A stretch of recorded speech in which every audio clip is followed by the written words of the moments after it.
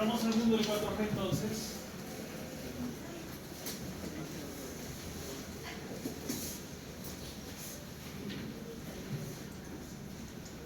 Y al igual que el 2G y el 3G, lo primero que tenemos que conocer y saber es cuáles son sus interfaces físicas. ¿De acuerdo? Muy bien.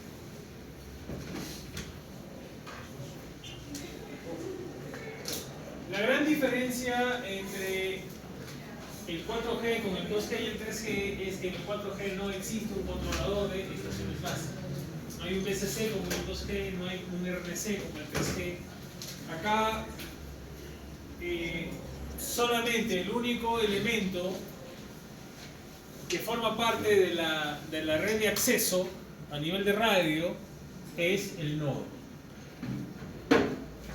Y en 4G al nodo se le llama eNodeB, o sea, un nodo de banda ancha evolucionado, un evolved eNodeB. ¿Ya les dije que en 4G a todo le anteponen la E de evolved. ¿De acuerdo? Entonces es un evolved eNodeB, es un eNodeB. Él se va a comunicar con el usuario o el user equipment a través de la interfaz de aire que en LTE, en 4G se le llama LTE USUP. ¿Ya? Esa es la interfaz de aire entre el usuario y el nodo, ¿no? El eNodeB. Acá es donde corre el protocolo o FDMA. ¿Se acuerdan que lo vimos esa técnica de acceso medio en las primeras? El FDMA ortogonal corre aquí, ¿no? Pero corre a nivel de downlink. El FDMA es a nivel de downlink. ¿Ya? Entonces, como el único elemento que forma parte de la red de acceso en 4G es el nodo, entonces el nodo es el elemento. Todo esto constituye lo que se conoce como la red de acceso, que en 4G le llaman eUtran. ¿Se acuerdan que en 2G era la RAM, en 3G es UTRAN, en 4G es eUtran? Evolved o MTS Terrestrial Radio Access Network, la eUtran. ¿Ya? Entonces, de manera, se sigue la misma analogía, ¿no? ¿De acuerdo? No hay ninguna diferencia. Entonces, el nodo es el único que forma parte de la red de acceso. Por eso que aquí la facilidad de la configuración en 4G es que todo se hace a nivel del nodo. No tengo que hacer otra cosa. No tengo que configurar una central de voz, no tengo que configurar nada en un controlador. Todo se hace en el nodo. ¿Ya? Muy bien. Entonces del nodo van a salir otras interfaces físicas.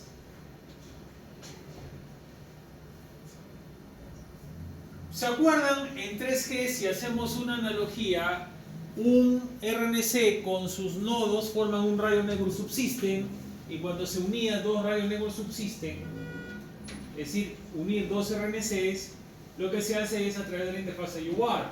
¿Para qué? ¿Con qué propósito? Con el propósito de facilitar el handover, ¿no? ¿De acuerdo? En el caso de la red 4G, la interfaz que permite manejar los handover entre nodos es la interfaz X2. Y esa interfaz X2 es la que interconecta físicamente a través de enlaces Ethernet con direccionamiento IP a dos nodos de la red. ¿Ya? Eso es lo que hace. Y vemos acá que hay una línea continua y hay una línea discontinua. Todo lo que es línea continua es plano de usuario, user plane. Todo lo que es línea discontinua es plano de control o control plane. ¿Se acuerdan que era el user plane y control plane, ¿no? El control plane es toda la parte de control de señalización, ¿no?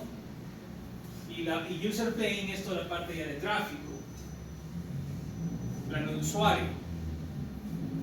Entonces tiene que haber docentes, ¿no? Control y user plane en esta interfaz X2 para poder entre dos eNodeB poder establecer entonces sus relaciones de movilidad, ¿no? O vecindad entre ellas.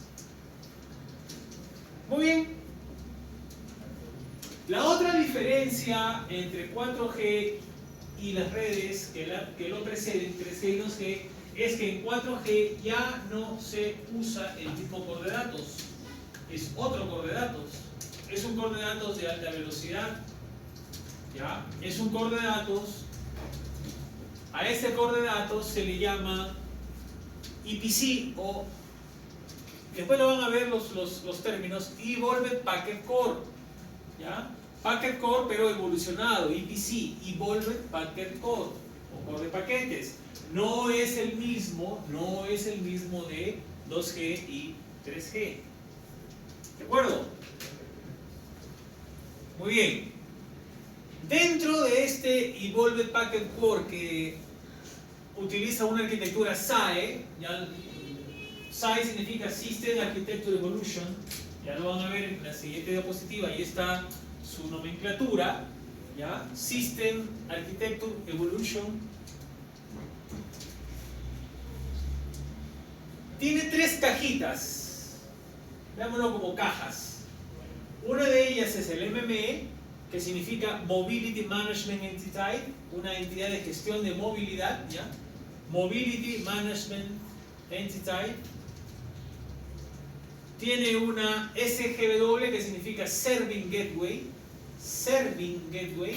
y tiene una P, ¿no? Gateway, que vendría a ser Packet Data Network Gateway. Packet Data Network Gateway.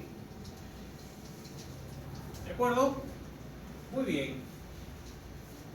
El MME, que es el Mobility Management Entity Type, vendría a ser la parte de Control Plane.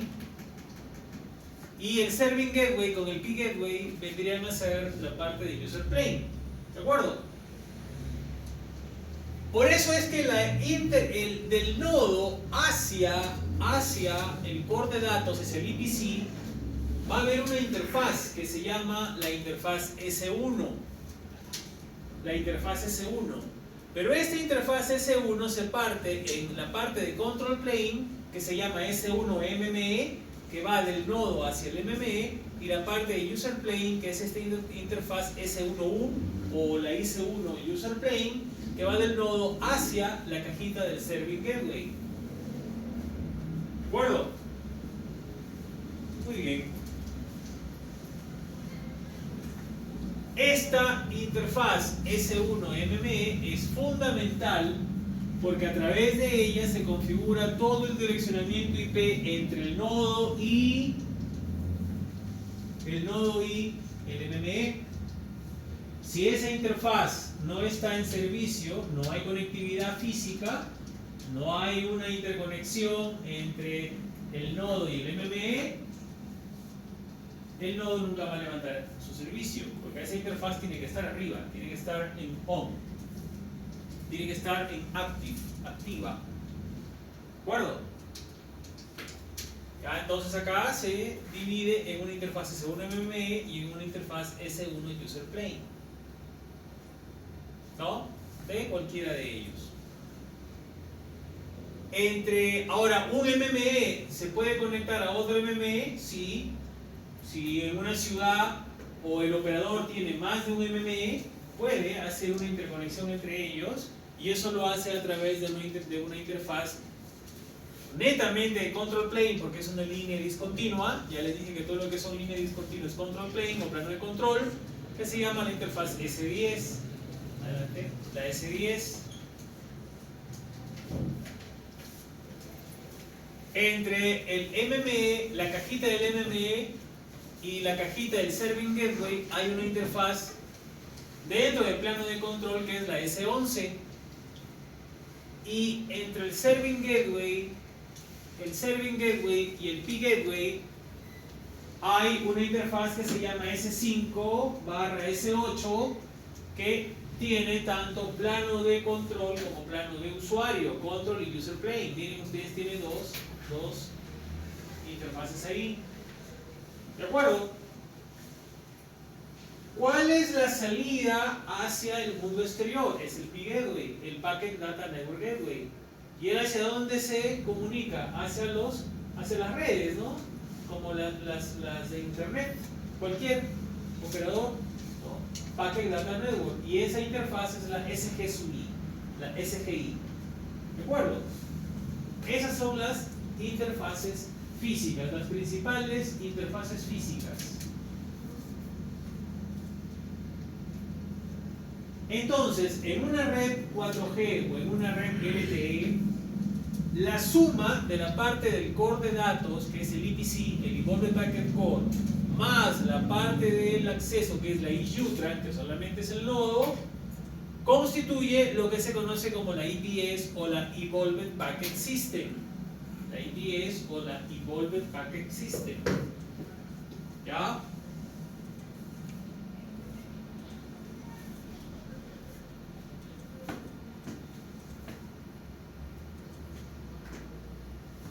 Y eso es, o esas son las principales interfaces, ¿no? En el mundo de lo que es el 4G. En 4G ya les dije que se tiene la ventaja que acá no se configura ninguna vecindad. No se configura ninguna relación de vecindad. ¿Por qué? Porque en 4G se aplica un feature que se llama ANR. ¿Se acuerdan? Que es el Automatic Neighboring Relation. Relaciones automáticas de vecindades, de vecinos. ¿Ya? Automatic Neighboring Relation. Relaciones automáticas de vecinos o vecindades. Entonces, no tenemos que hacer ninguna configuración, ya eso lo hace de manera automática el sistema. Lo único que uno tiene que hacer es habilitar ese feature de ANR, ¿ya? Tanto intrafrequency como interfrequency, ¿ya? Intrafrequency como interfrequency. ¿Qué significaría intrafrequency? Las vecindades dentro de la misma portadora. ¿Qué significa interfrequency? Entre diferentes portadoras. En 4G hay portadoras, también hay portadoras, pero la diferencia entre 4G y 3G es que en 3G nosotros sabemos que el ancho de banda es fijo, ¿no? Son 5 MHz, en 4G es variable. Va a depender de lo que licencies y va a depender de la disponibilidad del espectro de frecuencias con que el operador cuente. Ahora, la ventaja de los anchos de banda de las portadoras en 4G es que mientras mayor sea el ancho de banda de una portadora, mayor será la cantidad de recursos físicos que se cuenta para poder proporcionar recursos al usuario. ¿De acuerdo? ¿Cuál es el mayor ancho de banda que se le puede dar a una portadora 4G? 20 MHz. 20 MHz. Hay portadoras de 20 MHz, hay portadoras de 15 MHz, hay portadoras de 10 MHz, hay portadoras de 5 MHz y ahí me parece de 3 puntos y pico, pero ya son muy pequeñas, ¿no? En el caso, por ejemplo, de Integratel, la ex Telefónica, ¿cuántas portadoras tiene, se acuerdan? 4, ¿no? El AWS está en 20 MHz, por ejemplo. El 700 está en 15 MHz. El 1900 en 10 MHz y el 850 en 10 MHz. Son los anchos de banda que tiene. Y ya lo vamos a ver cómo eso es directamente proporcional a la capacidad de recursos físicos, ¿ya? Que maneja un sector de un nodo para que un usuario pueda gozar de la mayor cantidad de disponibilidad o de recursos para sus llamadas, ¿no? Para sus servicios. ¿De acuerdo? Bien. Entonces no se olviden que una de las características es que el ancho de banda es variable. 20, 15, 10, 5, etcétera, ¿no?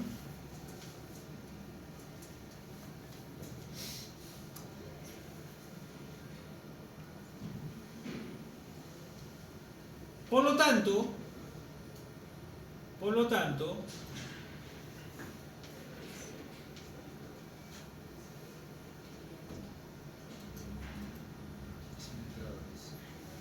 ¿y ahora qué pasó?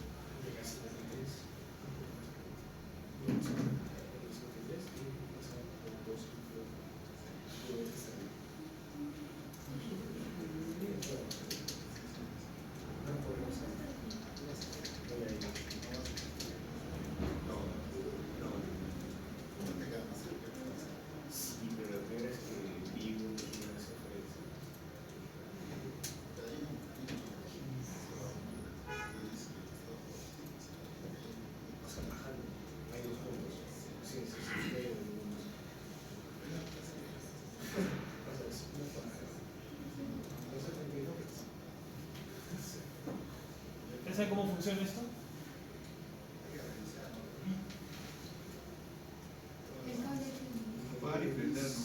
Ya lo puedes prender y nada.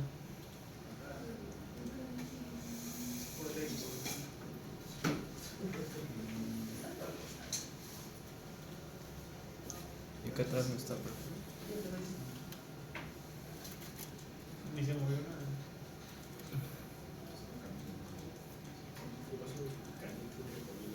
Ah, sí, no es el soporte.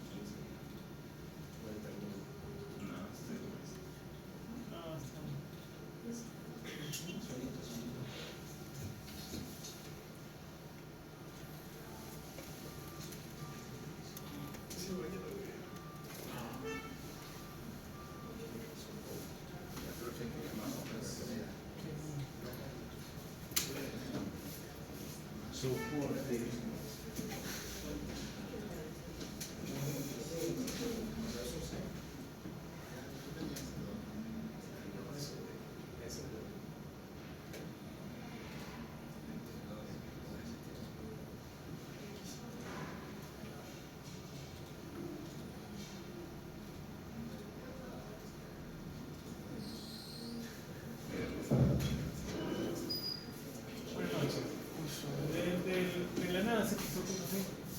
Sí, se calentó. No se movió nada.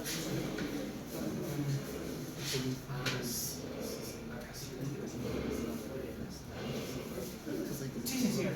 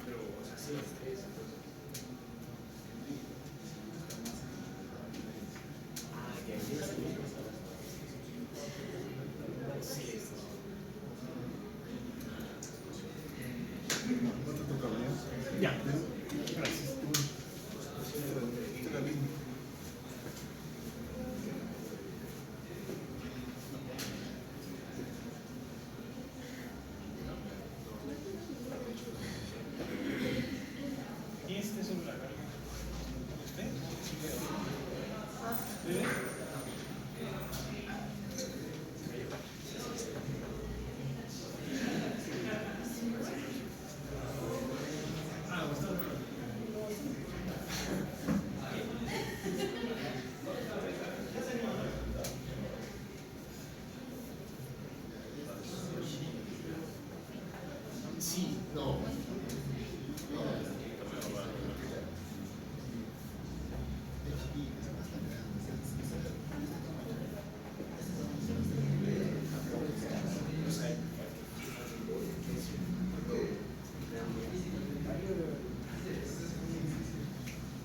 otra semana es de la otra semana de clase? ¿Antes del examen o tomamos una clase?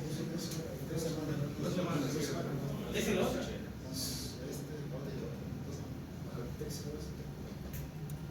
O sea, los exámenes cuándo empiezan? ¿Ah, el 13? Sí. Faltan Dos semanitas. las 7 semanas primero hay que salir de más temprano. Miércoles primero, miércoles 8, claro, 2 semanas. Y eso. Ah, ya. Vamos bien entonces. Vamos bien.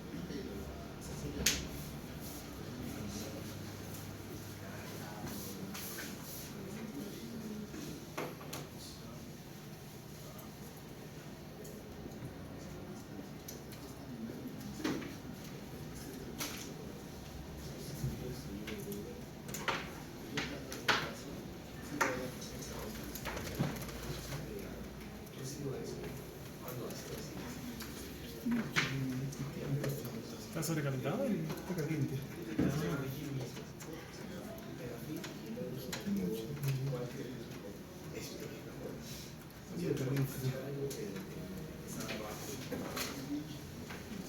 Quería puesto adaptador y no quiero.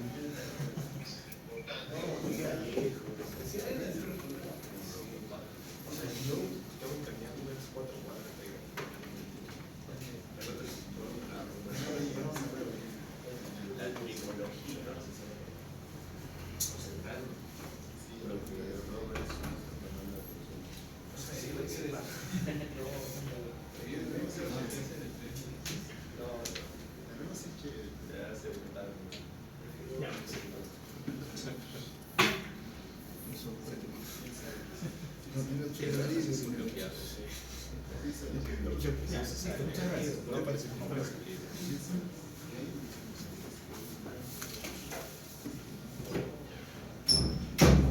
Bien. A ver. Vamos entonces.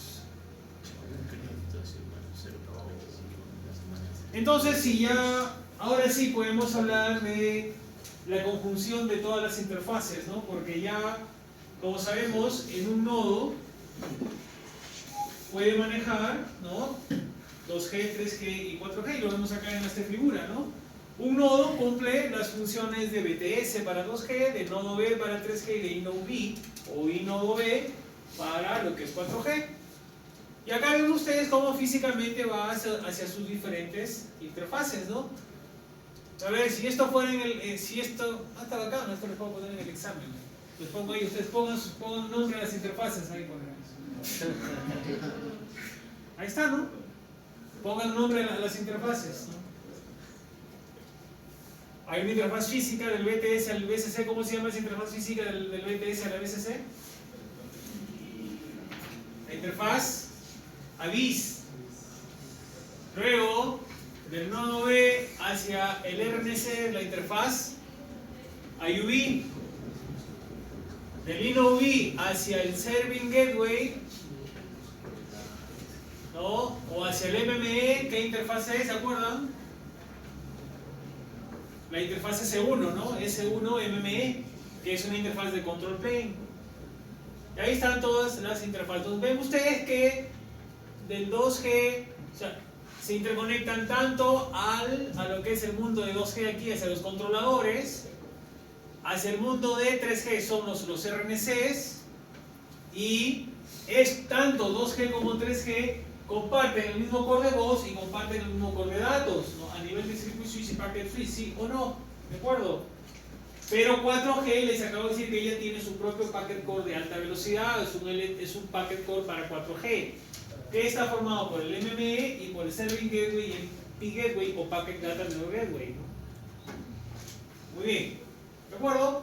Y ya de aquí sale hacia la red telefónica, ¿no? Y de aquí sale hacia internet, ¿no? Tanto de los del packet switch de 2G y 3G como del core de datos de alta velocidad de 4G. ¿De acuerdo? Ahí tienen todo, ¿no? Ya todas las interfaces. Eso sí lo tienen que saber, ¿ya? Porque eso sí es fundamental.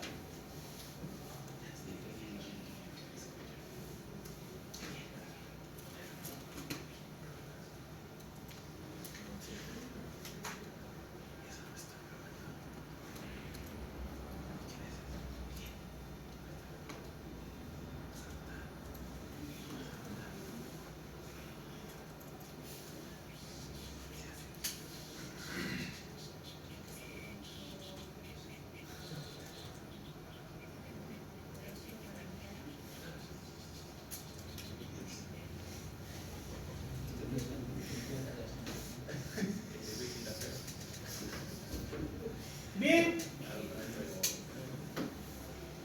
Nosotros sí, en la telefonía móvil igual hemos venido de la época del mono y hemos pasado por Nerental, Cromañón y hemos llegado ya hasta la actualidad, ¿no? Hemos pasado por el WCDMA, el HCDPA, ¿no? El HSUPA, el HCPA Plus, que es lo último en el mundo del 3G.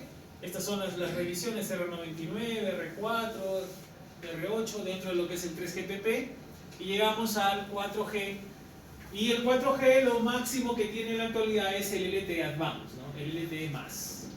Bueno, a nivel de 4G, porque ya saben ustedes que nosotros ya ahora en el Perú tenemos el 5G de SS, ¿de acuerdo? El 5G de SS y ya desde el próximo año es probable que simplemente ya el 5G standalone, ¿no? Con las portadoras de 100 MHz de ancho de banda y con frecuencias de 3.5 GHz, que es lo que ha licitado y ha entregado el gobierno a cada uno de los operadores. Les ha dado 100 MHz a cada uno, ¿no? ¿De acuerdo? Pero digamos que en el LTE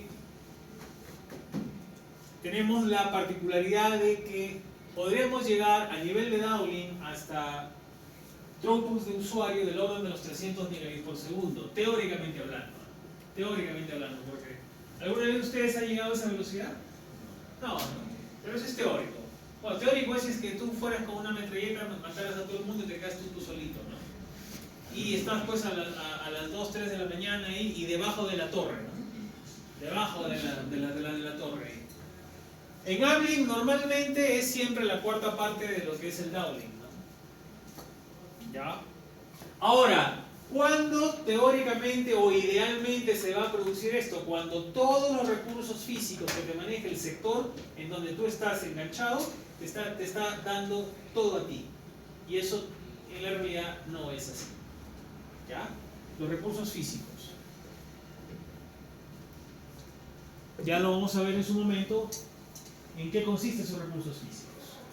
La cosa es que esta es la evolución, ¿no? Desde un WCMA clásico pasamos a un High Speed Downlink Packet Access, a un High Speed Uplink Packet Access y a un High Speed Packet Access Plus, ¿no? Este es el H+. Y terminamos finalmente en un LTE, pero lo que tenemos como máximo en el LTE es el LTE Advanced o el LTE+. ¿Ya? Este LTE Advanced, ya familiaricen con ese término, es lo que se conoce como Carrier Aggregation o agregación de portadoras. Carrier Aggregation, ¿no? O agregación de portadoras, ¿de acuerdo? ¿Cómo van en gramática? No tienen que bien, ¿no? Si yo les hablo el término en inglés sin agregación de portadoras, son Carrier Aggregation. ¿De acuerdo? Bien.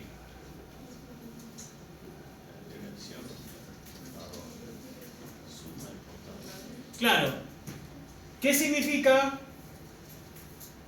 A grandes rasgos, ¿qué significa carrier aggregation? Significa que en vez de que tú tengas carreteras diferentes o highways diferentes para el AWS, para el 700, para el 850, para el 1900, el carrier aggregation lo que hace es las une todas, las unifica todas y forma un super highway. Por lo tanto, suma los anchos de banda y los recursos físicos de cada portadora y te da una mayor cantidad de recursos para que tú puedas usar. Por eso que las velocidades ahí aumentan. ¿Ya? Ahí aumentan.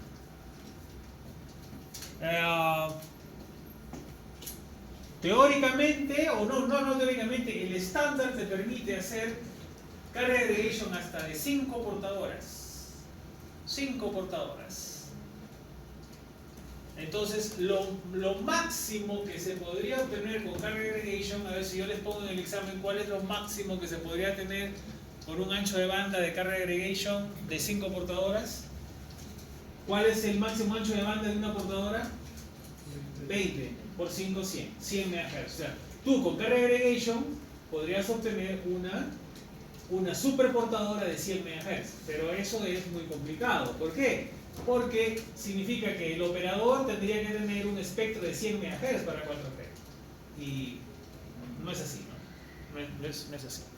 Pero bueno, en el Perú, al menos en la realidad de Integratel, utiliza carga aggregation hasta de 3 portadoras. ¿Ya?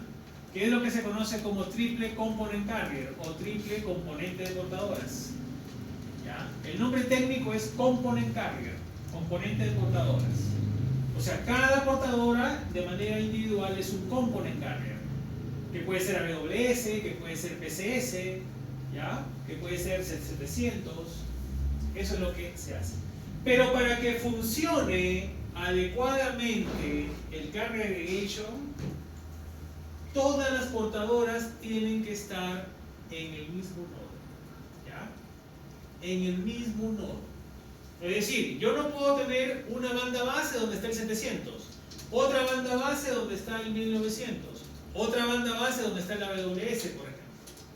No, todo tiene que estar agregado y todo tiene que estar unificado en el mismo nodo, en la misma BBU, en la misma banda base, para que eso funcione adecuadamente. ¿De acuerdo? Ya.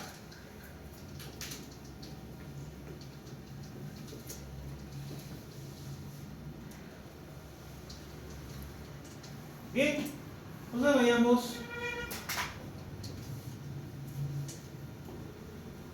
4G son las siglas utilizadas para referirse a la cuarta generación de tecnologías de telefonía móvil, ¿no? Hay un poco de confusión con relación a que si la tecnología que se emplea actualmente para el despliegue de redes móviles de alta velocidad y sus áreas de 3G cumple con los requisitos para ser clasificada como 4G, ¿no? Entonces, el LTE, Long Term Evolution, sigue siendo un estándar de la norma 3GPP, ¿no? Que es el proyecto de asociación de tercera generación, ¿de acuerdo? Y ante ello, para evitar esas confusiones, la UIT, la Unidad Internacional de Telecomunicaciones, creó un comité para aclarar ello, ¿no? ¿Por qué? Porque hay muchos, en foros se discutía si 4G realmente era 4G o era un 3.9, ¿no? Un 3.90 y pico, ¿de acuerdo? Entonces, este comité llamado el IMT Advance, ¿no? Establece que los requisitos técnicos que se incluyen, hay uno muy claro: las velocidades máximas de transmisión de datos deben estar entre 100 megabits por segundo para una movilidad alta y 1 gigabit por segundo para una movilidad baja. ¿De acuerdo? Bien. Bueno, ya acá lo que te dice es que debido al aumento del uso de datos móviles y la aparición de nuevas aplicaciones y servicios, básicamente esto ha sido la motivación para que la 3GPP desarrolle el proyecto de LTE. Entonces, se diseña un sistema capaz de mejorar la experiencia del usuario con total movilidad que utiliza el protocolo de Internet, ¿no? Y eso ya lo sabemos, para realizar cualquier tipo de tráfico de datos de extremo a extremo, con lo que es fundamental en un servicio de transmisión de datos. ¿Qué cosa es lo fundamental? Que tú tengas una buena calidad de servicio, o llamado la Quality of Service, ¿no? De igual forma, el tráfico de voz está apoyado en voz sobre IP que permite una mejor integración con servicios de multimedia. ¿Por qué? Porque en 4G la voz sobre IP viene a ser ¿qué cosa? El VoLTE, ¿no? La voz over LTE. Voice over LTE. VoLTE, ¿de acuerdo? Muy bien.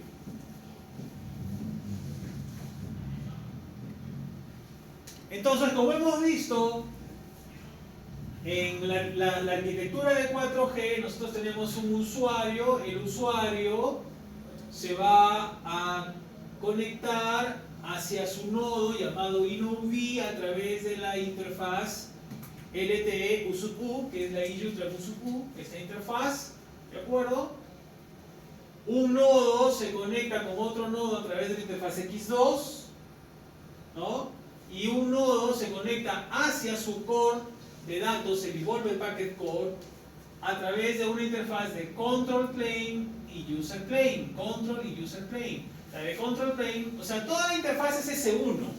Toda la interfaz es S1, pero tiene una parte de Control y una parte de User. La parte de Control es la S1 que va al MME, y la parte de User Plane es la S1 User Plane que va al Serving Gateway, ¿se acuerdan? Muy bien. Entonces, la interfaz y la arquitectura de radio del sistema LTE es completamente nueva, lógico. Esto ya no es lo mismo que había en 2G, ni es lo mismo lo que hay en 3G. Estas actualizaciones se denominan Evolved UTRAN. Pues a todo esto, que es el nodo, se le conoce como la IUTRAN, ¿no? La Evolved UTRAN. Y un importante logro de la IUTRAN es la reducción del costo y la complejidad de los equipos. ¿Esto por qué? Porque se ha eliminado un nodo de control. Aquí no existe un controlador de nodos. No hay un controlador de nodos 4G. No existe. ¿Ya? No existe un controlador de nodos de 4G. Como puede ser un RNC, ¿no? Por lo tanto, todas las funciones de control de recursos de radio, control de calidad de servicio y movilidad, o sea, las vecindades, ¿quién las integra? ¿Quién las maneja? ¿Quién las gestiona? El NoV, el nodo de banda ancha evolucionado, el InnoV, llamado Evolved NoV. Todos los InnoV se conectan a través de una red IP y se pueden comunicar unos a otros usando IP. Ahora, acá en 4G, otro de los aspectos que permiten tener velocidades altas de usuario es sus esquemas de modulación. Como vemos ahí, tenemos esquemas de modulación QPSK, 16 QAM, 64 QAM y existe en la actualidad 256 QAM, por si acaso. Con 256 QAM ya llegamos a velocidades muy altas. Pero para que eso ocurra,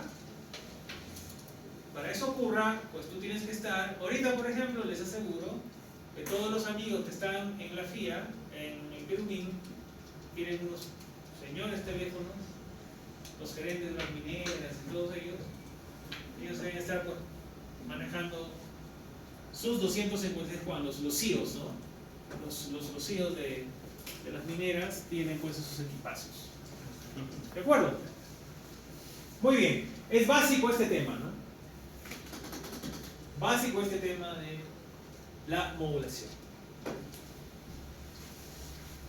Alguien nos ha preguntado, no sé si se dieron cuenta, en ningún momento estamos viendo que en la red 4G hay una conexión del nodo hacia un core de voz. ¿O han visto ustedes que en algún momento el nodo se conecta por una interfaz al core de voz? No, ¿él a dónde se conecta? Solamente a otro nodo para la movilidad y a su core de paquetes de alta velocidad. Nada más. Nada más. Es este core de datos de alta velocidad el que se conecta al core de datos de 3G, 2G y al core de voz. ¿Para qué? Para manejar los servicios de voz. ¿Ya? Para manejar los servicios de voz. ¿De acuerdo? Ya lo vamos a ver, ¿ya? El EPC. El EPC. Realmente el MME. El EPC es el conjunto, pero realmente es el MME quien se conecta.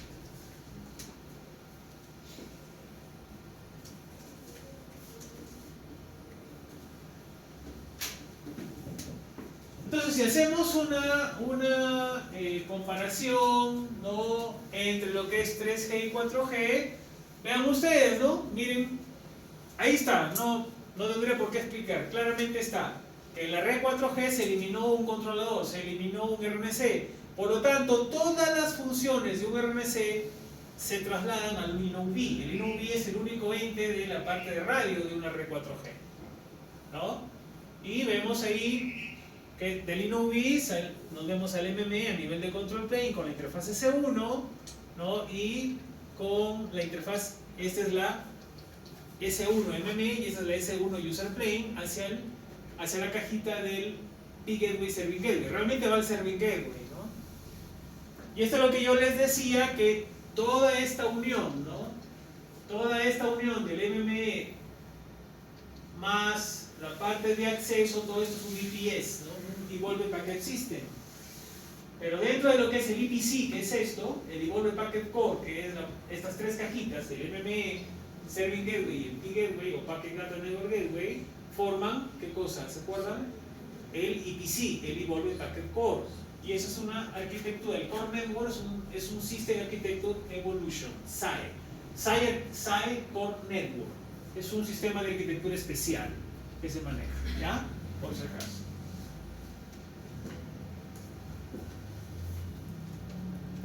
Los detalles, por ejemplo, detalles técnicos de lo que es el mundo del 5G, recién lo voy a conocer un poco porque nos van a capacitar los chinitos de Huawei en lo que es el mundo del 5G.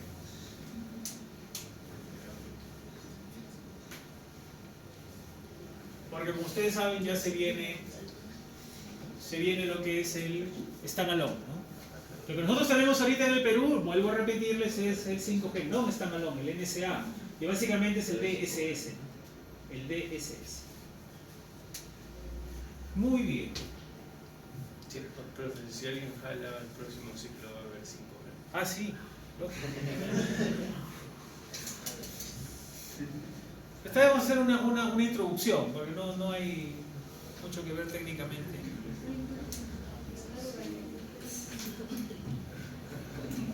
Así que si quieren conocer más de 5G, pueden volver a llevar el curso. Haga su tarea, haga su tarea. ¿Quieres aprender? Pedir de actualización. Pedir de update, es un update.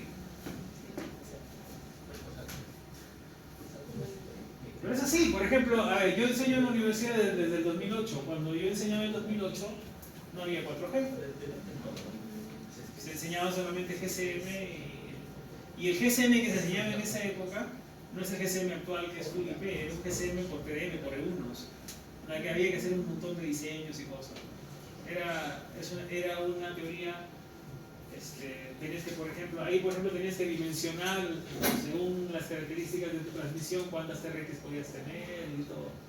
Estás hablando de hace 17 años de eso. Bien, entonces lo que yo les decía es que a nivel de la EUTRAN o la Evolved UMTS Terrestrial Radio Access Network, que es la parte de acceso del 4G, yo tengo los InnoV, aquí está X2 entre ellos, esto es EUTRAN, y todo lo que es MME, ¿no? Serving Gateway y Big Gateway, ¿qué cosa? Es la parte del EPC o el Evolved Packet Core. Todo lo que es el EPC más la EUTRAN es el EPS, Evolved Packet System. ¿De acuerdo? Bien, aquí está, ¿no? La S1 Control Plane o S1 MM. Algunas veces lo van a encontrar como S1C. La S1C es la S1 Control Plane o la S1 MME, es lo mismo. Y la otra es la S1 User Plane, ¿no? ¿De acuerdo? Bien.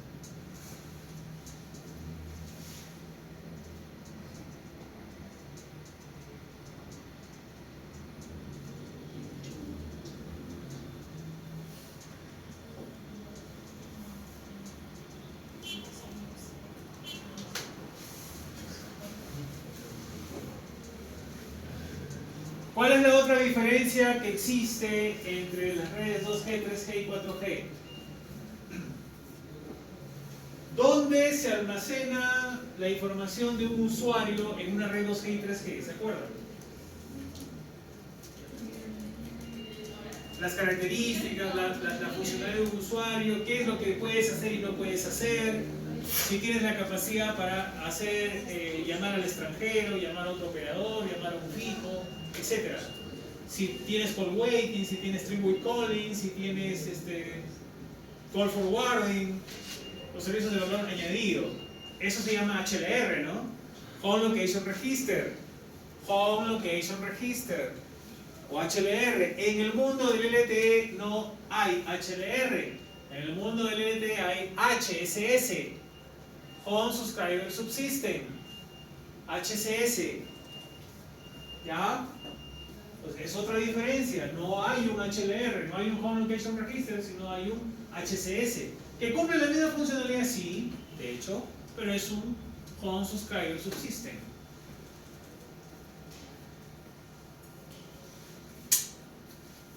Por lo tanto, ¿quién es el que se conecta? ¿Quién es el que va a hacer la consulta a ese HCS? Para ver qué funcionalidades tiene el usuario, es obviamente el MME, a través de la interfaz S6A, ¿no? O S6.3, algo así es. Y acá están todas las demás interfaces que existen.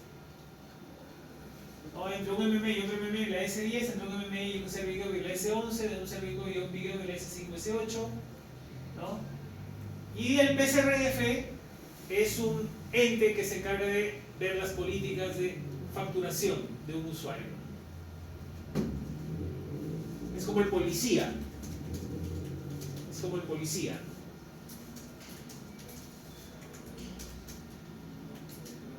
¿De acuerdo? Todo esto es el sistema SAE o System Architecture Evolution, y esto es la LTE o Long Term Evolution. Ya, lo que yo les decía, ¿se acuerdan? Que les dije que hasta ahí no habíamos visto en ningún momento que este señor tenía una conexión hacia el core de voz. Entonces, ¿cómo hago la llamada? ¿Cómo yo recibo una llamada de voz? Claro, si yo estoy en Volte, no tengo por qué bajar a ninguna red 2G y 3G porque estoy en la misma red 4G. Estoy haciendo Voice over LTE. Pero si tú sales de la cobertura Volte y estás hablando, no se te debe cortar la llamada. La llamada va a bajar automáticamente a una red predecesora, que puede ser 3G o 2G. Por lo tanto, tu llamada tiene que bajar al core de 2G, 3G, ¿sí o no? De hecho, entonces para eso hay una interfaz que une el MME con la central de voz, la Mobile Switching Center, la MSC, y también hay una conexión hacia el SGCN de 2G, 3G, porque estas son las redes de 2G, 3G. ¿De acuerdo? Entonces, fíjense ustedes, la conexión física entre el mundo del 4G y el mundo del 3G se da a través del MME y el Serving Gateway. El MME y el Serving Gateway. El MME va a tener dos interfaces a nivel de control plane, una hacia la MSC y la otra hacia el SGCN, ¿no? Y el Serving Gateway va a tener una interfaz física a nivel de user plane llamada S4 entre el Serving Gateway y el SGCN. ¿Ya? Entonces el SGCN tiene una conectividad hacia el MME y tiene una conectividad hacia, ¿no?, el Serving Gateway. ¿De acuerdo? Y ahí es donde podemos hablar. Acuérdense que los dos métodos para poder tener servicio de voz en una red 4G, ¿cuáles eran? ¿Se acuerdan? Circuit Switch Fallback o CSFB, y el otro era Volte, ¿no?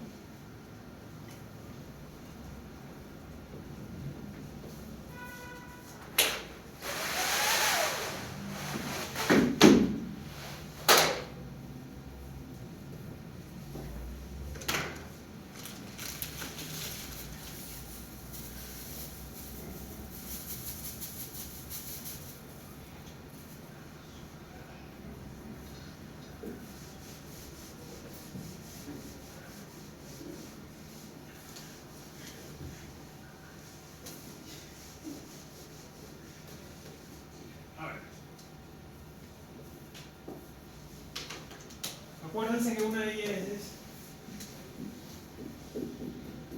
Circuit Switch Fallback y la otra es Volte, pero llamado Volte SRBCC. ¿De acuerdo?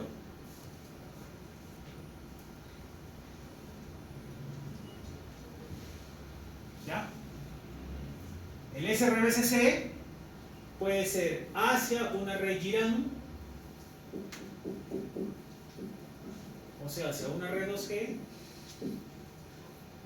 o hacia una red Yutra, ¿no? Es decir, una red 3G.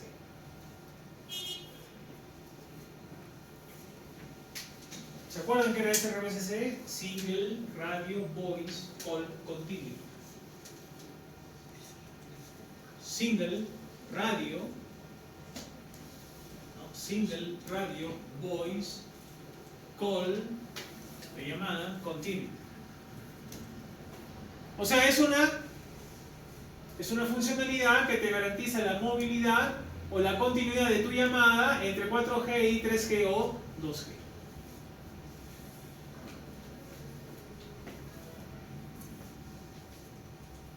¿Listo? Muy bien.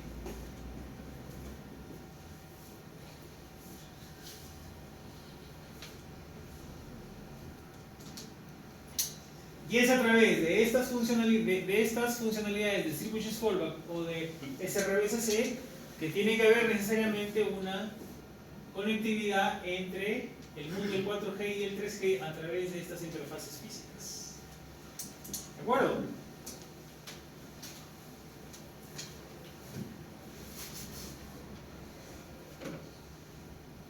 Este es S6A. Este es una S6A, este es una SG. Bueno, ahí lo tienen ustedes en su... La SGA, la SGS.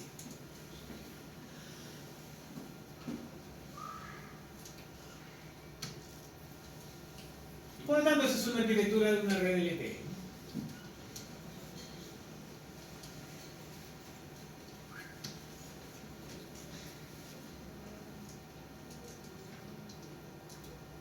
Y ahí está, ¿no? El INOVI, ¿de acuerdo?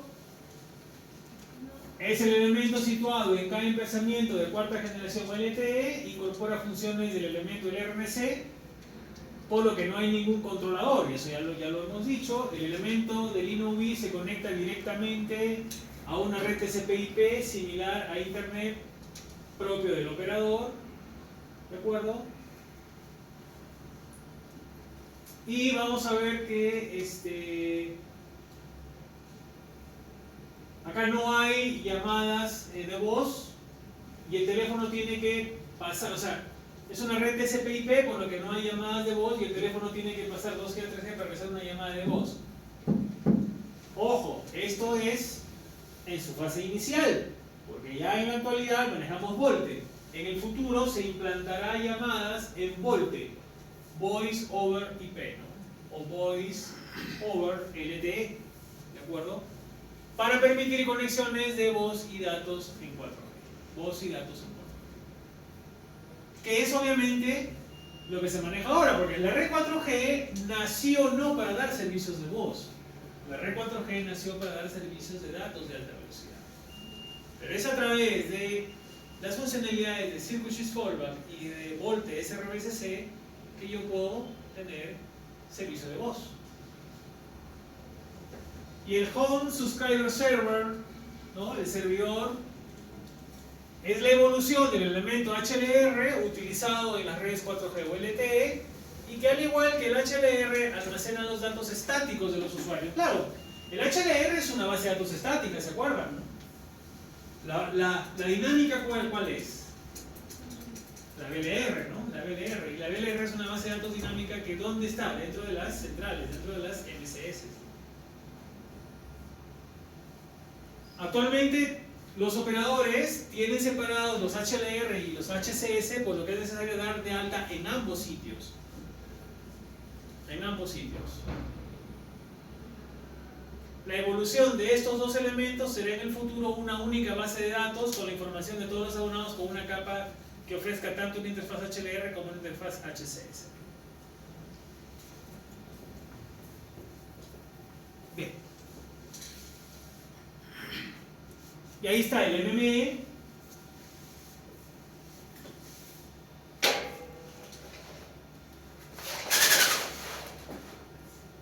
Ahí está el MME, ¿no? Mobility Management Entity Type. Es el elemento que gestiona una red de cuarta generación.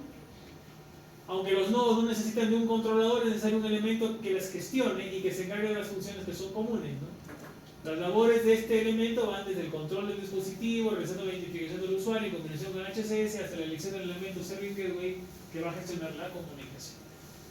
El Serving Gateway, bueno, el SGW viene de Serving Gateway, es el elemento que recibe las comunicaciones de datos de los InnoV, aísla al elemento del P-Gateway de la movilidad de la red. ¿Por qué? Porque el Serving Gateway maneja Control Plane.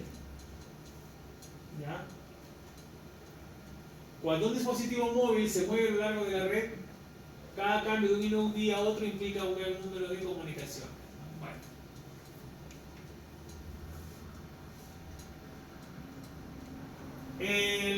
Algo que es fundamental en el Serving Gateway es que aísla toda la gestión para que no llegue, o sea, en otras palabras, él se chupa todo el trabajo de la gestión de la llamada, él absorbe esa labor y solamente deja que al P-Gateway ya vaya solamente ya la llamada a nivel de usuario, ya como tráfico final. Y el P-Gateway, ¿a quién reemplaza el P-Gateway en la red 3G? Hace las funciones de lo que era el GGCN, ¿no? ¿Se acuerdan? El Gateway GPRS Support Node. Ese es el Packet Data Network Gateway. Y al igual que este, es la frontera entre la red móvil y la red TCP/IP, entre los Packet Data Network. Es el elemento que, ¿se acuerdan quién asignaba las direcciones IP en las redes 2G y 3G? Al usuario, al móvil, era el GGCN. Por lo tanto, aquí lo hace el P-Gateway. Él es el que asigna la dirección IP a tu teléfono cuando se establece una llamada. Entonces, es el elemento que asigna las direcciones IP que utiliza cada usuario, por lo que de cara a la red es como si los datos partieran de él. Va a realizar también tareas de control y de tarificación y toda la información necesaria para la facturación de una llamada. Como hemos dicho, todos los elementos anteriores, MME, Serving Gateway y P-Gateway, se denominan EPC o Evolved Packet Call. ¿De acuerdo?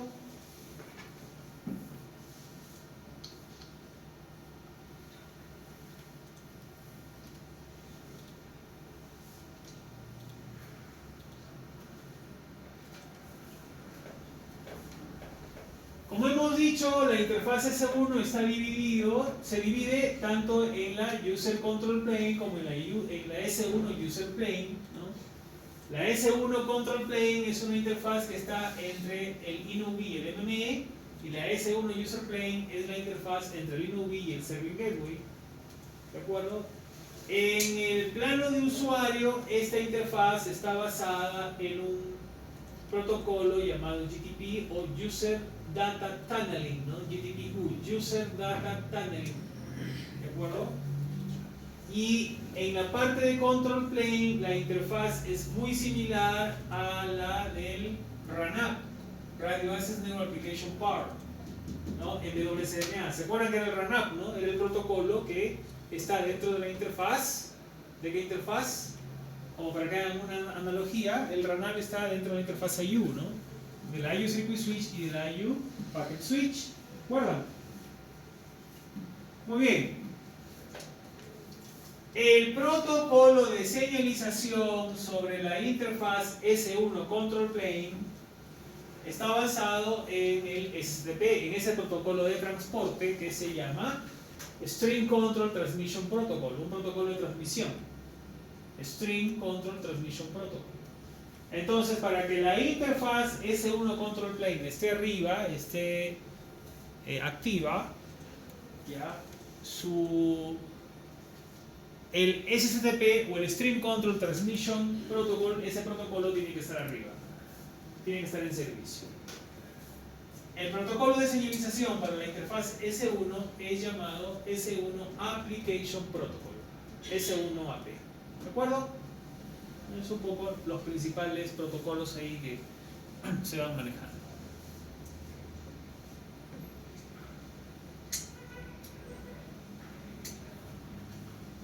Y ahí ven ustedes ya todos los nombres de los elementos, ahí para que se refieran ustedes siempre. De un EPS, de un Evolved Packet System.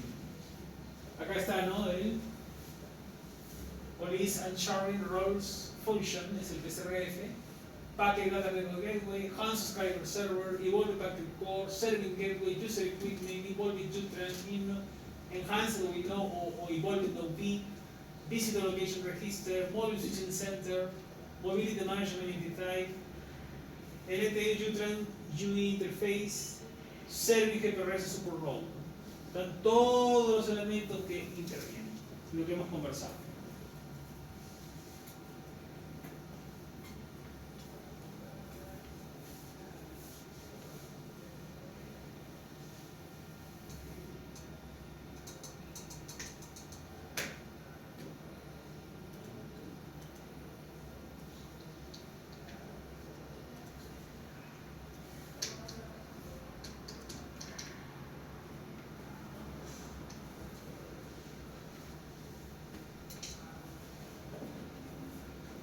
Bien, en el mundo del 4G existen lo que se conoce como las categorías de abonados. En el mundo del 4G existen lo que se conoce como categorías de abonados, que van desde la categoría 1 hasta la categoría 5. En función a la categoría de abonado, que básicamente está relacionado a lo que es un tipo de características del móvil con que tú cuentas, a la modulación en downlink, a la modulación en uplink y al tipo de MIMO o MIMO que estás usando, ¿no? 2T2R, 4T4R, 8T8R, 32T, 32R, ya es más el MIMO, obviamente. ¿Ya? Nosotros vamos a ver cuáles son esas velocidades a las que podemos llegar. Por ejemplo, si nosotros tenemos un terminal con categoría número 5, un LTE User Equipment Category 5, vamos a ver que él a nivel de downlink maneja una modulación de 64 QAM. Todas las categorías de los usuarios a nivel de downlink manejan 64 QAM como un esquema de modulación. Pero a nivel de uplink se diferencian, ¿no? La categoría 1, 2, 3 y 4 es 16 QAM y la categoría 5 es 64 QAM. ¿De acuerdo? Y con MIMO, que puede ser 2T2R o 2x2 y 4T4R o 4x4.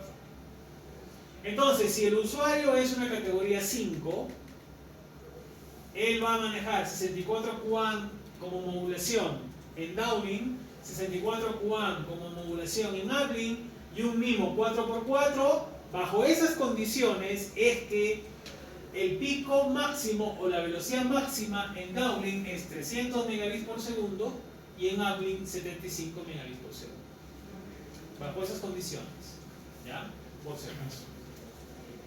Profe, ¿por qué en las categorías LTE aparece una laptop o un computador? Porque este es un usuario.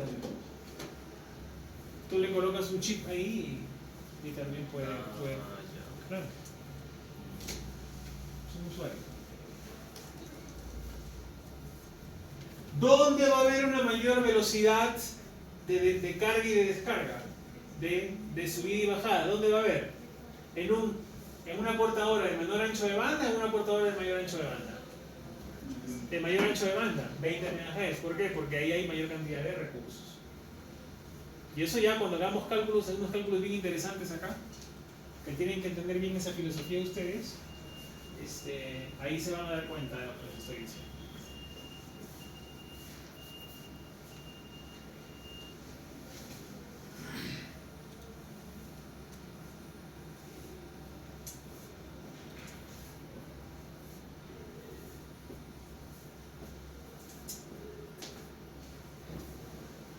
Al igual que el 3G, nosotros usamos Frequency Division Duplex, FDD.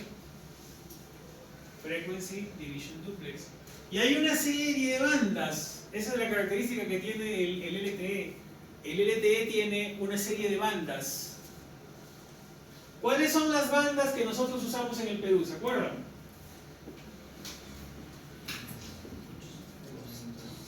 ¿El AWS qué banda es?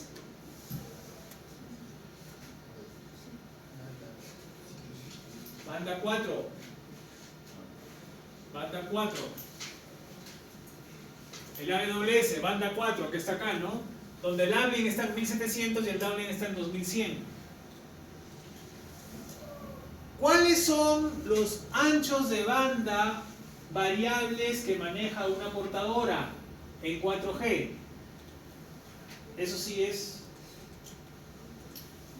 los únicos, o sea, son anchos de banda variables, sí, pero pueden ser 1.4, 3, 5, 10, 15, 20 MHz, ¿de acuerdo? O sea, yo no puedo implementar una portadora de 4 MHz, yo no puedo implementar una portadora de 8 MHz.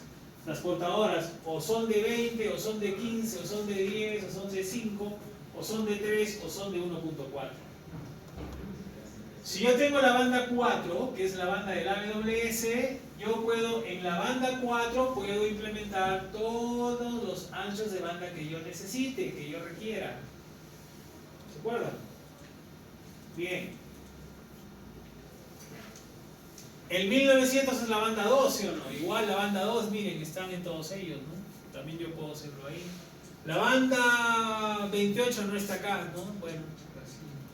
La banda 5, 850, miren ustedes, solamente me da para 1.4, 3, 5 y 10. ¿Cuál es el ancho de banda que les dije que tenía la banda de 850 de Integratel, por ejemplo? ¿Cuánto era? 10 MHz, ¿no? 10 MHz les dije. Así el operador quiere implementar 15 MHz o 20 MHz, no puede. ¿Por qué? Porque en 850 solamente te permite hasta 10 MHz nada más. 10 MHz. ¿De acuerdo? Eso es lo que significa.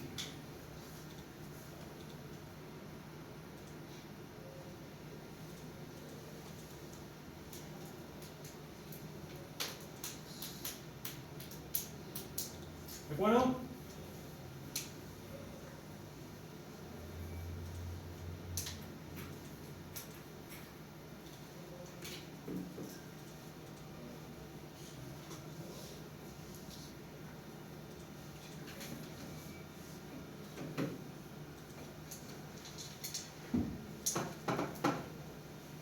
Bueno, los esquemas de modulación, ya saben, son el 64 QAM, 16 QAM, QPSK. ¿Cuándo va a haber una mayor velocidad de usuario en un usuario? Cuando tenga un menor o un mayor esquema de modulación. Un mayor esquema de modulación, ¿no? Y eso, ¿cómo el nodo se da por enterado que el usuario le está diciendo, oye, voy a trabajar en QPSK, voy a trabajar en 16 QAM, voy a trabajar en 64 QAM? ¿Cómo lo hace? El usuario le envía lo que se conoce esa información a través de un canal que se llama CQI o Channel Quality Indicator, CQI, que es una tabla, que lo vamos a ver cuando hagamos cálculos. Es una tabla. En función del valor de esa tabla, tú vas a saber si estás en QPSK, tú vas a saber si está, el nodo sabe si el usuario está en QPSK, si el usuario está en 16 QAM, si el usuario está en 64 QAM, ¿de acuerdo? ¿Y eso dónde va? ¿Dónde viaja? Obviamente en el uplink, ¿no? En el uplink. ¿Por qué? Porque es lo que el nodo le está el usuario le está enviando al nodo en el enlace de subida. Le dice, oye, tengo un CQI 10, tengo un CQI 8, tengo un CQI 13, tengo un CQI 15. Ya vamos a ver esa tabla en su debido momento. Pero según el valor que le envíen ese bit, el nodo sabe, tú estás en 64 QAM, tú estás en 16 QAM, tú estás en QPSK o en 256 QAM. ¿Ya? Muy bien. No se olviden entonces de esos términos.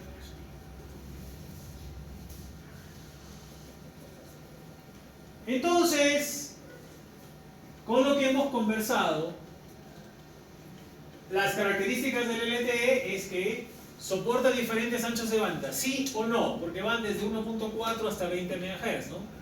1.4, 3, 5, 10, 15, 20, sí o no. Muy bien. Ya en la siguiente clase lo explicamos con más detalle, pero ¿qué les dije yo? Que cuando la portadora tiene un mayor ancho de banda, ¿qué es lo que tiene? Mayor cantidad de recursos. Esos recursos en el mundo del 4G se llaman PRBs. Physical Resource Block. Bloques de recursos físicos. Los PRBs se llaman Physical Resource Block. Bloques de recursos físicos. ¿Ya? Les hablo en inglés y les hablo en español. Bloques de recursos físicos. Physical Resource Block.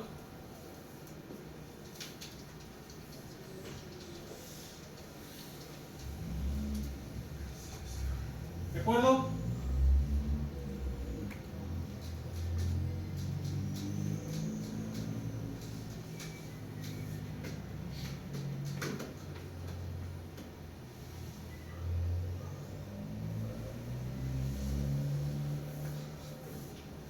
El ancho de banda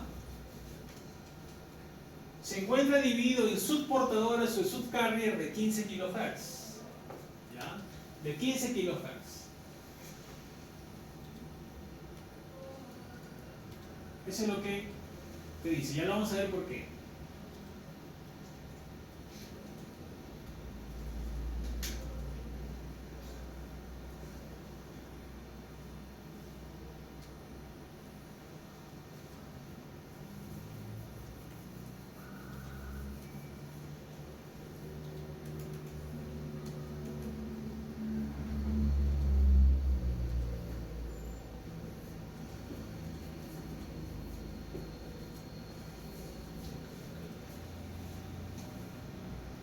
Este PRB es un bloque de tiempo y frecuencia.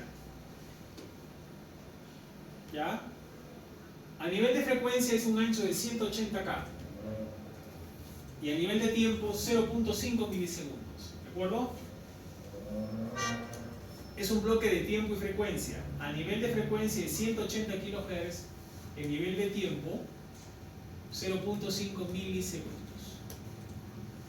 Si yo estoy hablando aquí que el ancho de banda se encuentra dividido en subportadoras de 15 kHz, cada subportadora 15 kHz, entonces la pregunta es, en un PRB, ¿cuántas subportadoras de 15 kHz va a haber? ¿Cuánto era el ancho de un PRB? A nivel de frecuencia 180. ¿Cuánto es 180 entre 15? 12, ¿no? 12.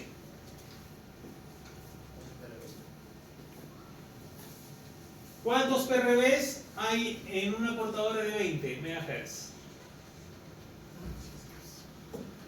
100.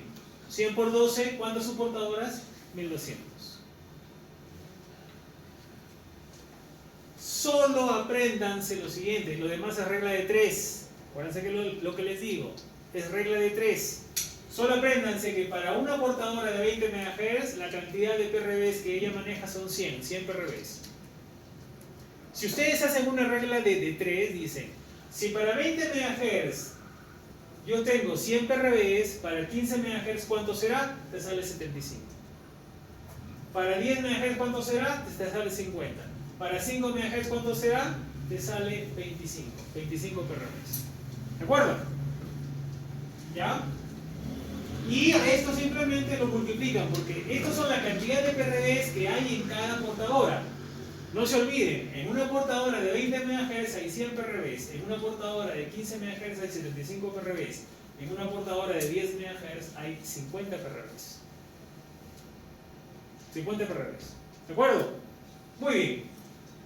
Entonces, y yo sé que en un PRB o en un Physical Resource Block que tiene un ancho de 180 kHz, es un bloque de frecuencia de 180 kHz, ¿ya?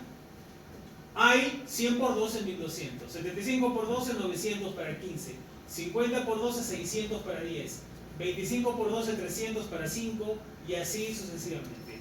Estos son los únicos anchos de banda permitidos, la cantidad de PRBs y la cantidad de subportadoras, ¿no?, de 15K. ¿De acuerdo? ¿Puede ser TDD o FDD? Sí. Nosotros manejamos FDD, Frequency Division Duplex. Y utiliza, lo que les había dicho, en la interfaz de aire, utiliza el FDMA ortogonal para downlink y el single carrier, FDMA, SC significa single carrier, portadora simple, ¿no? Single carrier FDMA para uplink, ¿ya? ¿De acuerdo? O FDMA para downlink y single carrier FDMA para uplink,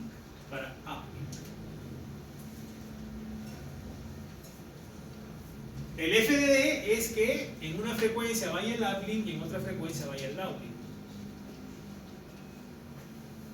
Y la separación es la misma de lo que hemos visto hasta ahora, ¿no?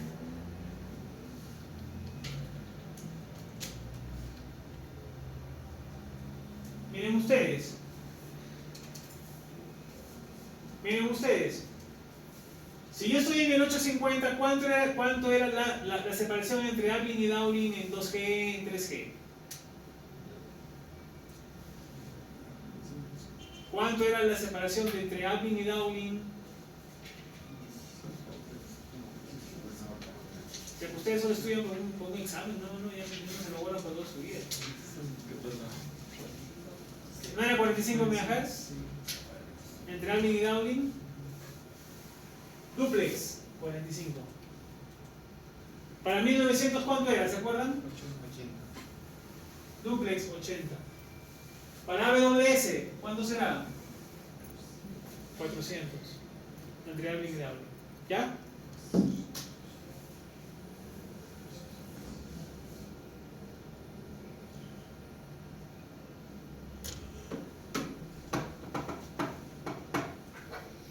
Listo, y eso ya lo vemos entonces en la siguiente clase.